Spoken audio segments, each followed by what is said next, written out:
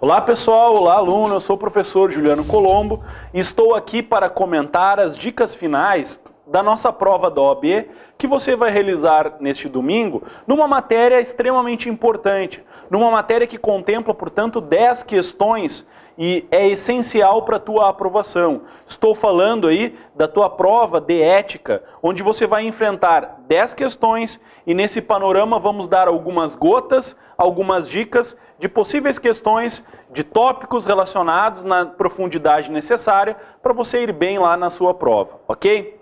Bom, eu preparei algumas dicas que estão pautadas na tela, a gente vai passando uma a uma para tentar aprofundar e ver onde eu posso errar e em que local eu tenho que garantir aí o meu acerto. Vamos lá. Ponto 1. O ponto 1 trabalha com inscrição suplementar. Quando trabalhamos com a inscrição suplementar, nós estamos afirmando o seguinte. Observe, a inscrição suplementar ela é necessária quando eu for, como advogado, atuar em um outro conselho seccional e exceder 5 causas por ano. Então é interessante porque não seriam até 5. Nós estamos falando na prática 6. Porque o estatuto vai dizer exceder 5 causas por ano. Isso quer dizer o seguinte, toma cuidado.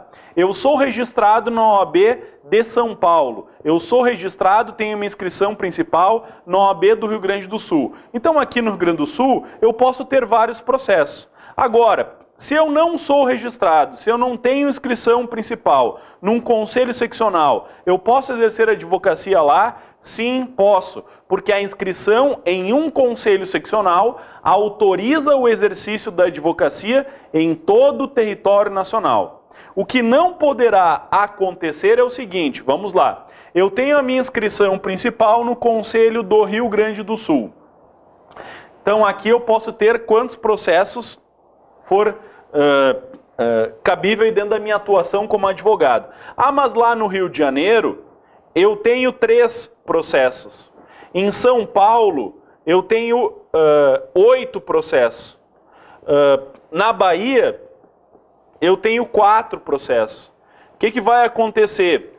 Eu tenho que ter inscrição suplementar? Sim. Em um deles? Sim.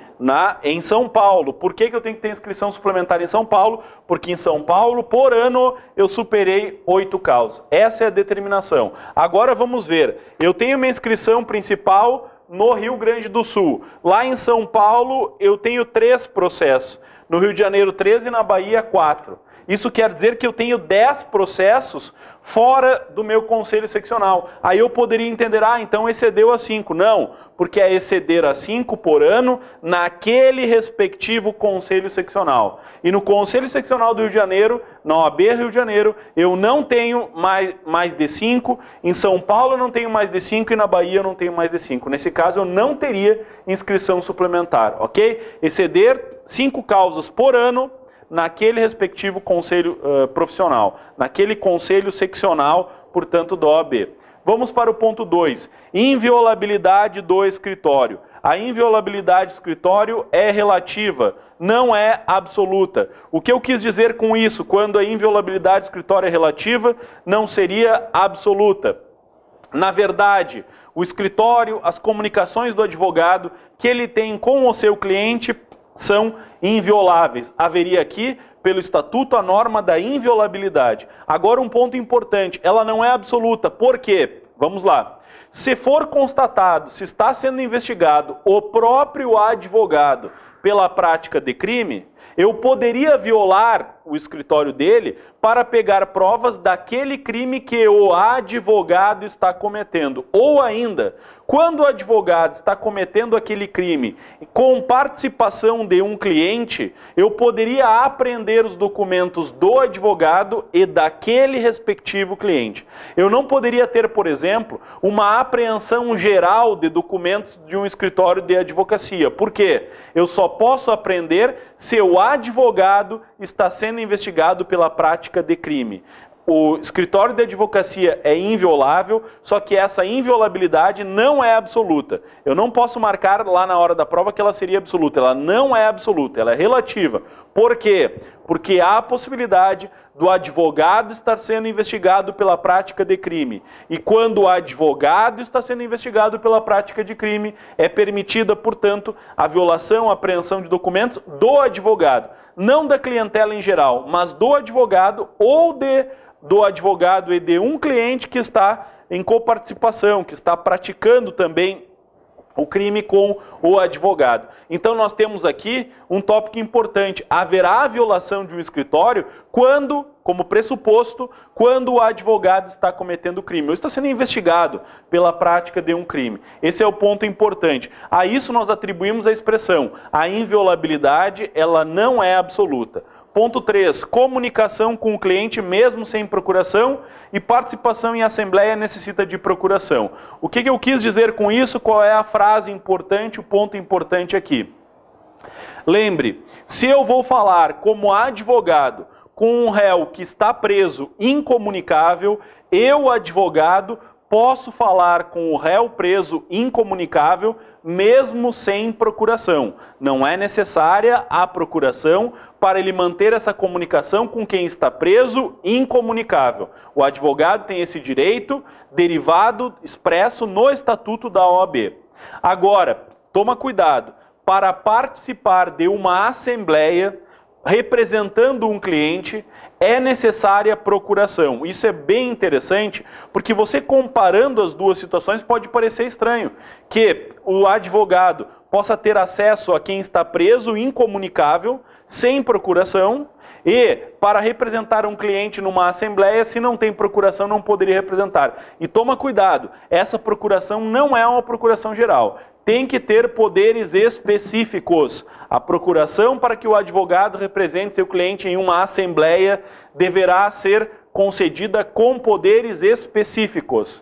Então vamos lá, eu vou falar com um réu preso, incomunicável, não preciso de procuração. Eu vou representar um cliente em uma assembleia de acionistas, de condomínio edilício, eu precisaria de uma procuração com poderes especiais. Essa é a determinação. Isso é fácil te induzir em erro, porque parece muito mais provável que eu exija, uma procuração para ter acesso lá a um réu preso. Não necessito. Até porque, se eu necessitasse, aquele réu nunca teria advogado. Porque ninguém assina procurações para advogados e diz para ele: olha, se eu for preso um dia, vai lá me ver e leva essa procuração. Claro que não. Então, o sujeito é preso e, portanto, tem a assistência de um advogado. Agora, trabalhando com a prisão do advogado. Vamos lá. Olha o ponto 4 aí. Sala de Estado Maior e, na falta, prisão domiciliar, enquanto não transitada em julgado a sentença. A Sala de Estado Maior, com instalações e comodidades condignas, não precisa ser reconhecida pela OAB. Vamos lá para entender esse ponto 4. O advogado preso antes da sentença transitada em julgado, ele ficará preso, recolhido preso, em sala de Estado Maior, que seria hoje equiparável a uma prisão militar, uma sala de Estado Maior, é o que o Estatuto diz, ou na sua falta, prisão domiciliar. É interessante porque o Estatuto, na redação original, falava sala de Estado Maior ou prisão domiciliar, e na sala de Estado Maior dizia com instalações e comodidades condignas, assim reconhecidas pela OAB. Foi feita uma ação direta de inconstitucionalidade pela AMB, Associação dos Magistrados do Brasil, e foi retirada a expressão assim reconhecidas pela OAB. Moral da história: o advogado, antes da sentença transitada em julgado, será recolhido preso numa sala de Estado Maior ou, na sua falta, em prisão domiciliar. E aqui importante: na sala de Estado Maior não há a necessidade da OAB reconhecer ela como sala de Estado Maior. Ponto. Essa é a determinação que nós temos a partir da ação de inconstitucionalidade. Ponto 5, vamos lá para a tela. No ponto 5, mais um direito do advogado. É direito do advogado dirigir-se diretamente aos magistrados, nas salas e gabinetes de trabalho, independentemente de horário previamente marcado ou outra condição, observando-se a ordem de chegada. Aqui também, bem importante essa relação. O advogado tem direito de falar com o magistrado. O advogado tem direito de falar com o juiz, com o desembargador, com o ministro. E esse direito que ele tem do contato com o ministro, com o desembargador ou com o juiz, independe de horário previamente marcado. Ele deveria apenas aguardar a ordem de chegada. Isso quer dizer que, se eu vou falar com o juiz, com o desembargador ou com o ministro, ele não atende advogado, dizendo que tem que previamente marcar horário, haveria aqui uma violação ao estatuto. Significa, na prática, que eu não poderia ter uma portaria de um juiz, por exemplo, que estabelecesse um dia e um horário para atendimento. Isso, em tese, viola o estatuto. Claro que ele até poderia para racionalizar, mas o advogado tem o direito de comparecer sem horário previamente marcado, sem dia previamente agendado, observando apenas a ordem de chegada. Ficou claro aí? Ponto 5 cai bastante, sempre naquelas questões contextualizadas. Lembra que a OAB coloca para você casos concretos, então vai narrar, né? O advogado João conta um caso concreto, às vezes, e na maior parte das vezes bem extenso, então uma atenção própria que você deve dar nesse caso. Vamos lá, o ponto 6, trabalhando com a sustentação oral. Aqui é bem interessante essa parte da sustentação oral. Todo inciso da sustentação oral foi declarado inconstitucional pela ação direta de inconstitucionalidade 11.27.8. Não seria em qualquer recurso que caberia a sustentação oral, bem como inconstitucional a previsão de 15 minutos ser após o voto do relator. Qual é a moral da história aqui? O Estatuto da Advocacia, na sua redação originária, o Estatuto da Advocacia, na sua redação originária, afirmava que no julgamento dado pelo tribunal haveria sustentação oral de 15 minutos após o voto do relator. Pois a Associação dos Magistrados do Brasil ajuizou a ação direta de inconstitucionalidade e o artigo foi retirado. Hoje, o advogado não tem direito de sustentação oral em todos os julgamentos proferidos lá pelo colegiado, pelo tribunal, quando a Câmara, quando a sessão se reúne. Ele não tem o direito de sustentação oral. O direito de sustentação oral não é assegurado, portanto, pelo Estatuto.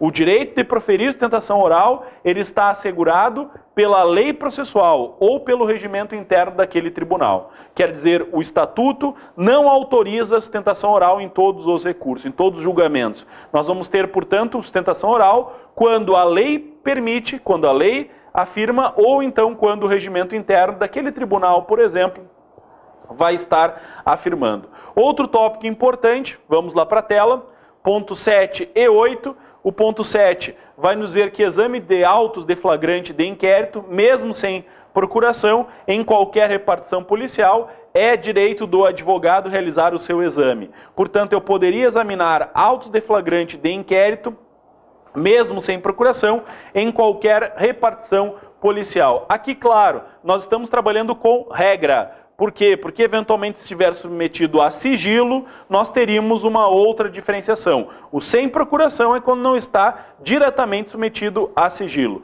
Advogado como testemunha. Te liga aí, ó. Na condição de testemunha, mesmo com autorização ou solicitado pelo constituinte, o advogado deverá guardar sigilo, recusando-se a depor como testemunha. Observe, portanto, que, mesmo quando autorizado, o advogado deverá guardar sigilo. Quer dizer, eu fui advogado de um casal numa ação qualquer. Aí lá pelas tantas, depois de 2 anos, há uma ação de divórcio daquele casal. E eu sou arrolado como testemunha, como advogado que fui daquele casal, para afirmar qual era a relação que eles tinham, o que eles contavam para o outro, o que eles te contaram como advogado. Isso é quebra do sigilo profissional. O advogado não deverá depor como testemunha nesse caso concreto, guardando, portanto, recusando-se a depor, mesmo que solicitado pelo constituinte. Aqui um ponto importante. Mesmo que solicitado pelo constituinte, deveria, portanto, guardar sigilo profissional. Bom, numa repartição pública, tal como um fórum, tal como um presídio, eu tenho que ter uma sala especial para o advogado. Vamos lá no ponto 9, ele vai nos dizer: as salas especiais serão utilizadas pelos advogados, entretanto, controladas e administradas pelo poder público. Assim decidiu a ação direta de inconstitucionalidade 11.27.8. Na verdade, na redação original do Estatuto da OAB, nós tínhamos como direito do advogado ter aquela sala, portanto no fórum, no presídio, e seria esta sala administrada e controlada pela OAB, pois esta ação direta de inconstitucionalidade retirou esse controle. E eu repito isso porque, na verdade, isso é uma matéria que cai muito no âmbito da prova da ordem. Quer dizer, as alterações promovidas pela ação direta de inconstitucionalidade promovida pela Associação dos Magistrados do Brasil. Isso, claro, não é novidade, há muito tempo, muito clássico esse tipo de questão, mas é importante porque são pontos, são partes do texto que acabam induzindo o acerto ou erro na questão. Então te liga lá. Toma cuidado também, vamos lá no ponto 10, né? Com a estrutura da incompatibilidade ou impedimento. A incompatibilidade, ela significaria uma proibição total de exercer a advocacia, enquanto o impedimento, uma proibição parcial. Aqui eu acho interessante nós aprofundarmos, tecermos alguns comentários, porque é muito comum dentro da estrutura da prova a linha de que você está sendo questionado que um advogado impedido pode advogar. Vamos entender. O advogado que está impedido pelo Estatuto da OAB, ele não poderia advogar contra determinadas pessoas. Por exemplo, o servidor público em geral, ele é advogado, ele não pode advogar contra a fazenda pública que ele remunera. Esse é o critério. Agora vai ser diferenciado, por exemplo, se o sujeito exerce um poder de mando, um poder de ordem, como mesa do Congresso Nacional. O sujeito é presidente do Congresso Nacional e advogado. Bom, o presidente do Congresso Nacional, sendo advogado, ele está incompatível, enquanto compor a mesa diretora. Ele está incompatível, portanto, com o exercício da advocacia. Aí é uma proibição total. Agora, vamos supor, o sujeito é servidor público do Poder Executivo, não exerce poder de ordem e poder de mando em qualquer instância da administração. E ele é também advogado. Ele pode advogar, sim, mas ele está impedido. Nós qualificamos ele como impedido, porque ele é impedido de advogar contra a fazenda pública que ele remunera. Então, toma muito cuidado, ainda que a questão fale que o advogado está impedido, ele pode sim advogar. Ele só não poderia advogar, por exemplo, contra a fazenda pública que ele remunera. Ou se ele for uma parlamentar, contra a fazenda pública, pessoas jurídicas de direito público, aí estende um pouco mais. O parlamentar, ele vai estar incompatível, toma muito cuidado, essa questão cai muito, se ele compor a mesa diretora, lá, por exemplo, do Congresso. Então você vai ter alguns exemplos. O sujeito é advogado e é eleito como deputado estadual. Advogado eleito como deputado estadual. Ele está impedido, mas ele pode advogar.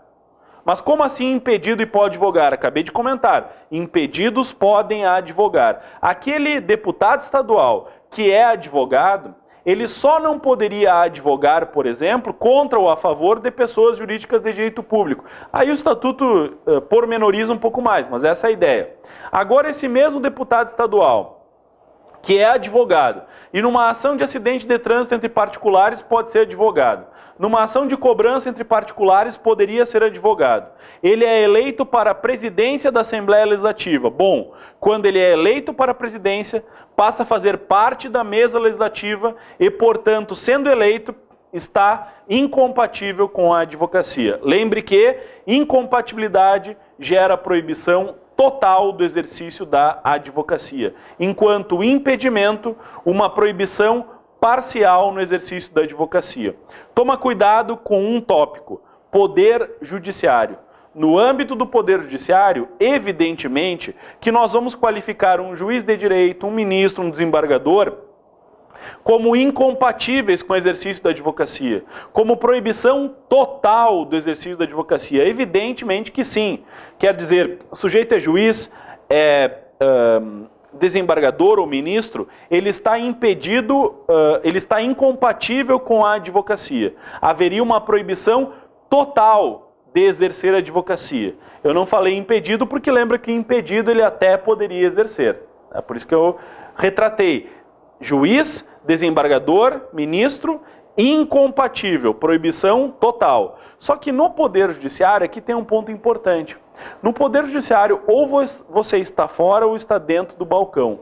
Mesmo não sendo juiz, trabalhando lá num cartório, se eu sou funcionário de um cartório no Fórum Central, por exemplo, determinada cidade, eu não posso advogar. Haveria uma incompatibilidade, uma proibição total. Quem está ligado com o Poder Judiciário é incompatível com o exercício da advocacia. Claro, porque senão o sujeito põe na pilha o seu processo, dá andamento mais rápido para as coisas que são suas.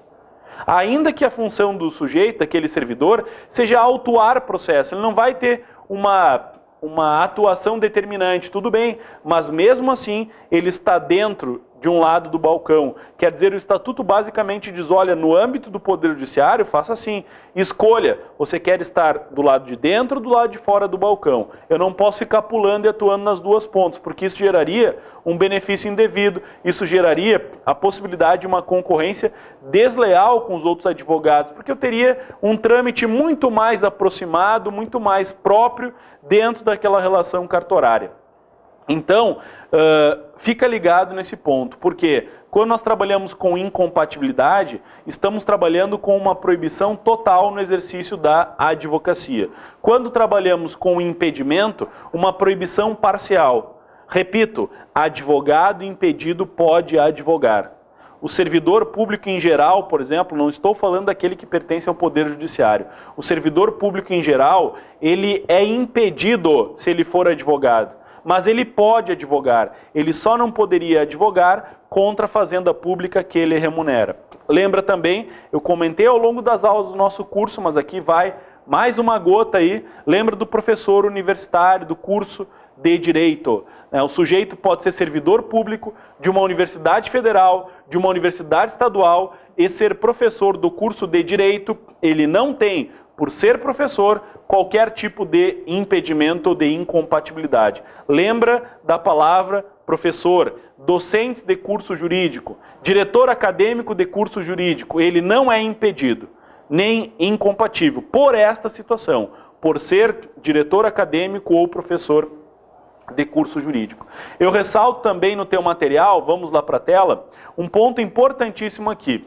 Aí na tela nós temos o artigo 7º-A do Estatuto. Nós estamos falando de um novo artigo inserido no Estatuto. O artigo 7º, historicamente, ele cai bastante. O artigo 7º, historicamente, ele é muito cobrado no âmbito da prova. Agora, nós temos o artigo 7º-A, inserido como direitos da advogada. Você vai ver que nós estamos falando direitos da advogada gestante, lactante, adotante ou que der à luz. Foi inserido, é uma novidade no Código, nós tivemos isso pela inserção da Lei 13.363 de 2016, que alterou o Estatuto da OAB, é a grande novidade para cair na tua prova. Nós podemos dizer, bom, se nós tivemos um novo Código de Ética, se nós tivemos um novo Código de Processo Civil como novidades, nesta tua prova nós temos também uma grande novidade, que é a Lei 13.363 de 2016, que alterou, acrescentou o artigo 7º-A no Estatuto, constituindo, portanto, direitos da advogada. Você vai perceber que tem alguns direitos que são bem mais simples, fáceis, como preferências, por exemplo, seriam mais razoáveis de entender. Agora nós temos alguns outros que são bem importantes, principalmente a suspensão do processo. E é aqui que nós vamos mergulhar. Vamos lá para tentar entender. Artigo 7º-A, são direitos da advogada gestante. Entrada em tribunais sem ser submetida a detectores de metais e aparelhos de raio-x. Beleza. Nenhuma grande novidade se nós analisarmos o sistema como um todo, né? Reserva de vaga em garagens dos fóruns dos tribunais. Bom, reserva em garagem nos fóruns e dos tribunais, você teria aqui uma preferência, também não seria uma grande novidade.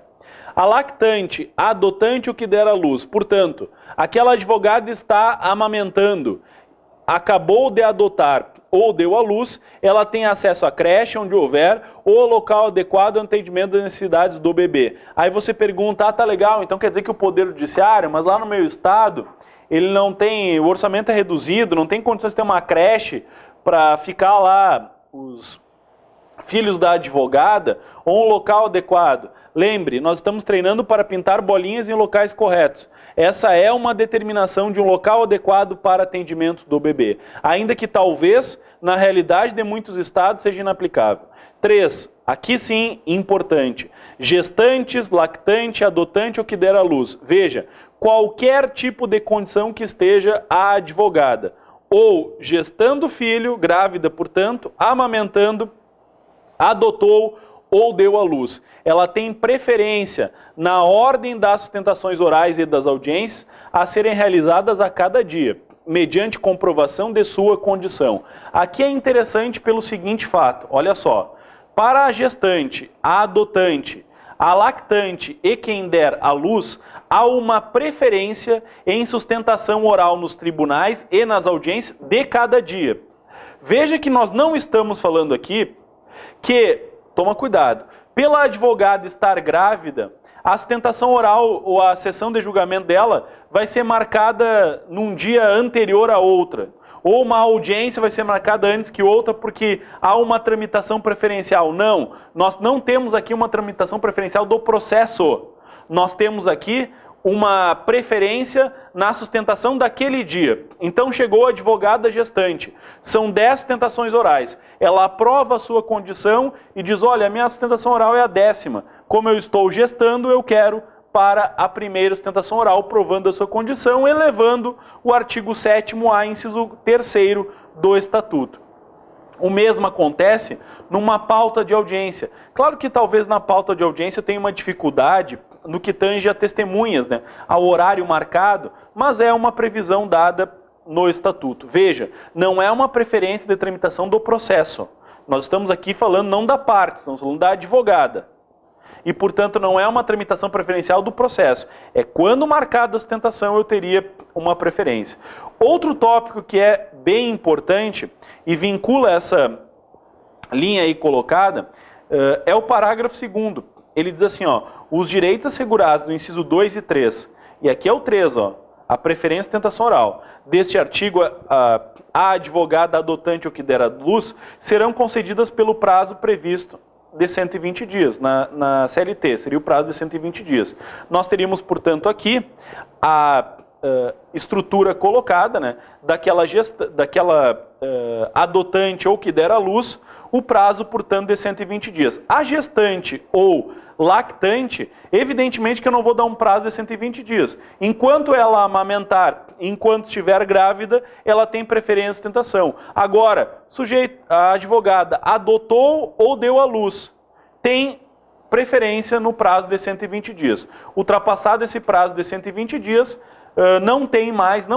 não existe a preferência, certo? Até porque gestante e lactante são causas naturais, né? O bebê vai mamar, ou a mãe vai amamentar, ou a gestação. Aí eu não tenho como botar prazo de 120 dias de preferência. Eu vou botar prazo de 120 dias quando adotou ou a 120 dias deu à luz, portanto haveria uma preferência na sustentação oral. De igual forma, o inciso 4º. Muito importante aqui. Talvez o mais importante das novidades que nós estamos analisando no artigo 7º-A seja justamente o inciso 4º. O inciso 4º diz assim, ó, direito da advogada adotante ou que der à luz, suspensão de prazos processuais, quando for a única patrona, desde que haja notificação por escrito ao cliente. Nós temos aqui uma grande novidade. Esta sim é uma grande novidade inserida pelo artigo 7º-A no Estatuto. Inciso 4º. Observe, a advogada que adotar ou que der à luz, ela tem a possibilidade de requerer a suspensão dos prazos processuais. Primeiro tópico, não é suspensão do processo, é suspensão dos prazos processuais para ela. Portanto, a advogada adotou ou deu à luz, ela pode requerer a suspensão dos prazos processuais, desde que ela seja a única advogada que está constituída nos autos e tenha notificação do cliente.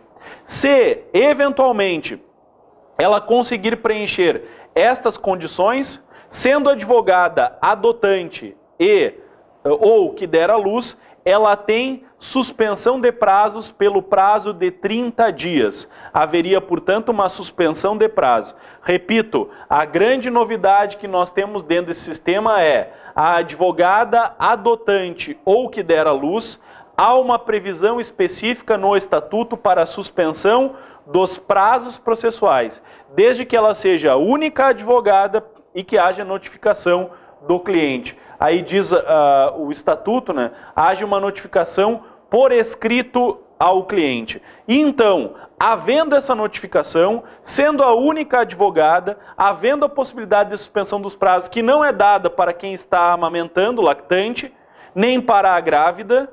Veja, não temos suspensão de prazo para a grávida e lactante. Temos suspensão de prazo para quem adotou ou para quem deu à luz, pelo prazo de 30 dias. Até porque vincula essa ideia de prazo de 30 dias, que é aplicado ao adotante ou que der à luz, porque você não vai marcar que há um prazo de 30 dias para quem está amamentando, senão eu vou ter que dizer para a criança, olha, não mama mais, filho, né?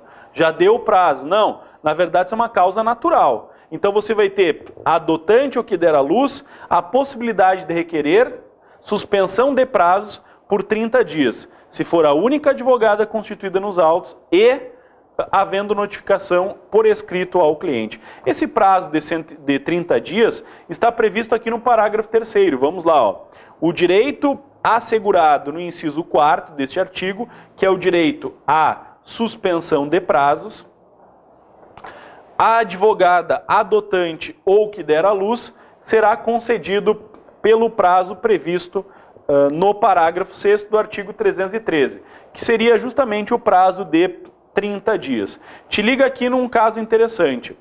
A preferência na sustentação oral e a preferência nas audiências, dadas, portanto, à advogada que adotou ou que deu à luz, ela tem um prazo de 120 dias. Agora, a suspensão dos prazos processuais, ela é implementada apenas para a advogada adotante ou que deu à luz, pelo prazo de 30 dias. Veja também, nós temos uma alteração lá no processo civil, também temos alteração lá no processo civil, mas aqui, como a aula é sobre o estatuto, e no estatuto está previsto o artigo 7º-A, que é um direito apenas da advogada. Lembrando que a suspensão de prazo é aplicada apenas para a advogada adotante ou que der à luz. Suspensão de prazos processuais pelo prazo de 30 dias, havendo notificação por escrito ao cliente e sendo aquela advogada a única advogada naquele processo.